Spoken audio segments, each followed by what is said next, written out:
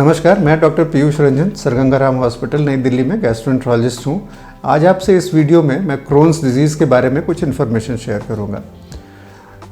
Krones disease, ulcerative colitis, undifferentiated IBD, collagenous colitis और microscopic colitis, ये ऐसी बीमारियां हैं जिनको एक ब्रॉड कैटेगरी इन्फ्लेमेटरी बाउल में डिजीज़ में रखा जाता है।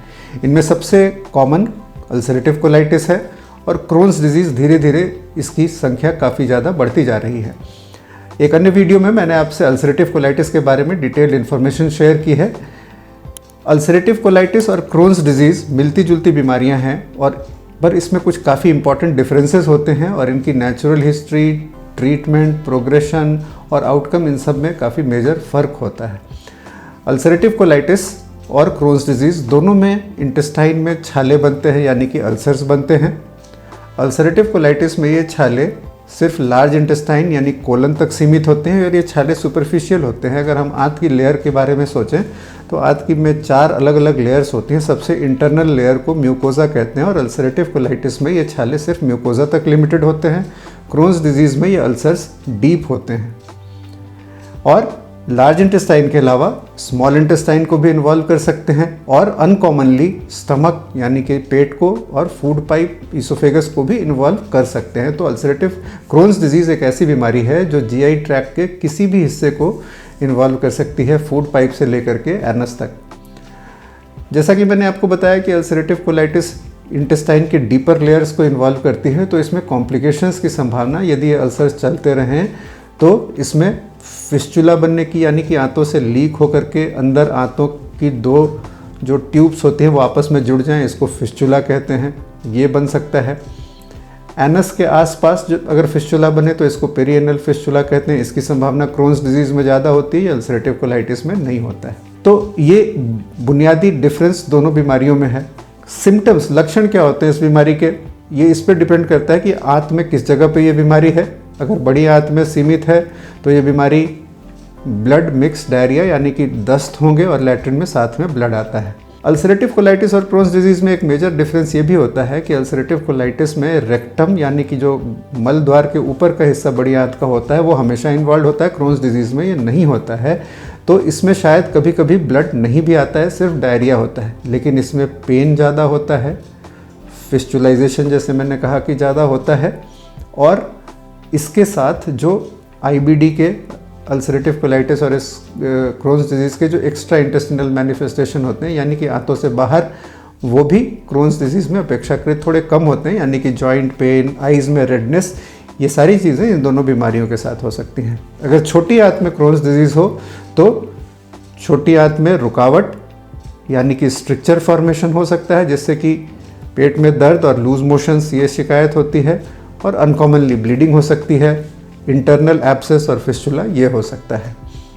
जब स्मॉल इंटेस्टाइन में क्रोन्स डिजीज़ होती है तो इसका सबसे क्लोज मिमिक आंतों की टीबी होती है। हमारे देश में ये टीबी बड़ी ही कॉमन बीमारी है।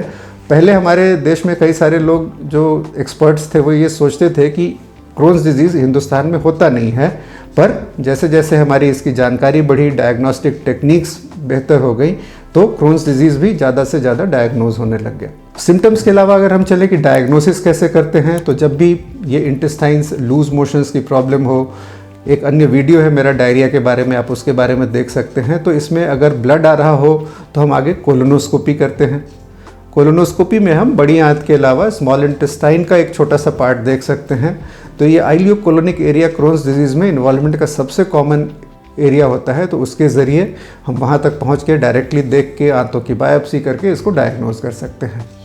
समस्या जब आती है, जब हमें स्मॉल इंटेस्टाइन के बारे में डायग्नोज करना हो, स्मॉल इंटेस्टाइन को इन्वेस्टिगेट करना हो, इसके लिए भी अब टेस्ट काफ़ी ज़्यादा एडवांस्ड हैं। सीटी एंटेरोग्राफी एक बहुत ही इंपॉर्टेंट टेस्ट है जो हम लोग काफ़ी फ्रीक्वेंटली यूज़ करते हैं। ज़रूरत पड़ने पर कैप्सूल एंडोस्कोपी का इस्तेमाल होता है या फिर गैस्ट्रोग्राफिन फॉलो थ्रू बेरियम। ये रिलेटिवली पुरानी टेक्निक है बट अभी भी कभी कभी काम आती है।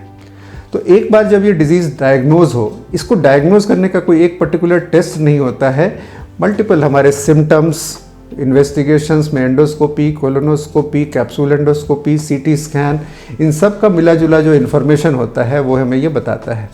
जब स्मॉल इंटेस्टाइन और लार्ज इंटेस्टाइन को ये बीमारी इन्वॉल्व कर रही हो तो क्रोन्स डिजीज़ को अल्सरेटिव ट्यूबरकुलोसिस से डिफ्रेंशिएट करना एक बहुत ही महत्वपूर्ण इंपॉर्टेंट चैलेंज होता है, डायग्नोस्टिक चैलेंज, और कई बार ये अल्सरेटिव कोलाइटिस को मिमिक कर सकती है। डायग्नोज करने के बाद कोई भी आईबीडी की बीमारी हो, इसमें एक चीज़ समझना बहुत ही ज़्यादा ज़रूरी है कि इसका ट्रीटमेंट लाइफ लॉन्ग होता है। कई बार लोग इस बात से बहुत परेशान होते हैं, ऑल्टरनेटिव ट्रीटमेंट, होम्योपैथिक, आयुर्वेदिक, देखिए दूसरी पद्धतियों के बारे में मैं टिप्पणी नहीं कर सकता, बट हमारी इस जो चिकित्सा पद्धति है, जो मॉडर्न मेडिसिन जिसको कहते हैं, इसमें इस डिज़ीज़ के लिए लाइफ लॉन्ग ट्रीटमेंट होता है। ट्रीटमेंट जो होता है, किस हिस्से में आंत में बीमारी है और बीमारी की उस समय एक्टिविटी क्या है, इसको देख करके तय होता है। इसमें ट्रीटमेंट के दो अप्रोच होते हैं। एक अप्रोच को कहते हैं स्टेप अप अप्रोच, यानी कि हम हल्की दवाइयों से शुरू करें और धीरे धीरे ज़्यादा स्ट्रॉन्ग दवाइयों की तरफ जाएं। या दूसरा अप्रोच होता है जब बीमारी बहुत ही सीवियर हो, हम बहुत ही स्ट्रॉन्ग दवा शुरू में इस्तेमाल करें और उसको धीरे धीरे फिर कम करके एक्टिविटी के अनुसार ये करें। इसमें इस्तेमाल होने वाली दवा मेसालामीन, स्टेरॉइड, अब स्टेरॉइड का लोकली एक्टिंग फॉर्म भी है जो काफ़ी हेल्पफुल होता है, एजाथायोप्रिन, और नई दवाइयों में बायोलॉजिकल एजेंट्स जिनको कहते हैं, इनमें इन्फ्लिक्सीमैब, एडाल्यूमिमैब और अब उस्टेटकिनीमैब है, जो भी अवेलेबल है, जो क्रोन्स डिजीज़ में काफ़ी ज़्यादा कारगर होते हैं। इन सारी दवाइयों के साइड इफ़ेक्ट होते हैं, इसलिए इसकी इलाज के में 3 चीज़ें बहुत ज़रूरी हैं। नंबर 1, डायग्नोसिस बिल्कुल क्लियर होना। नंबर 2, कम्युनिकेशन में क्लैरिटी, ताकि ये समझें आप कि ये लाइफ लॉन्ग इसका इलाज चाहिए। और तीसरी चीज़, साइड इफ़ेक्ट्स के लिए बहुत ही क्लोज मॉनिटरिंग चाहिए होती है। तो जब भी आपको ये बीमारी सस्पेक्टेड हो, आपको ये बताया जाए, तो डॉक्टर के अलावा एक पेशेंट की भी ये बहुत ही अहम जिम्मेवारी है कि इस बात को समझे और जो बताया जा रहा है उसको फॉलो करें। कई लोग इस बात से काफ़ी परेशान होते हैं कि बहुत सारे टेस्ट हो रहे हैं और बार बार हो रहे हैं, तो ये आपकी भलाई के लिए इसको फॉलो करना चाहिए। तो इसके बारे में आपको अगर इस बीमारी से सस्पेक्टेड है, नोन है कि ये बीमारी है, तो आपको अपने निकटतम गैस्ट्रोएंटरोलॉजिस्ट से मिलना चाहिए और इसके बारे में जो भी सलाह दी जाए उसको फॉलो करना चाहिए। ये वीडियो आपको अगर अच्छा लगे तो अपने फ्रेंड्स और फैमिली मेम्बर से शेयर करें। धन्यवाद।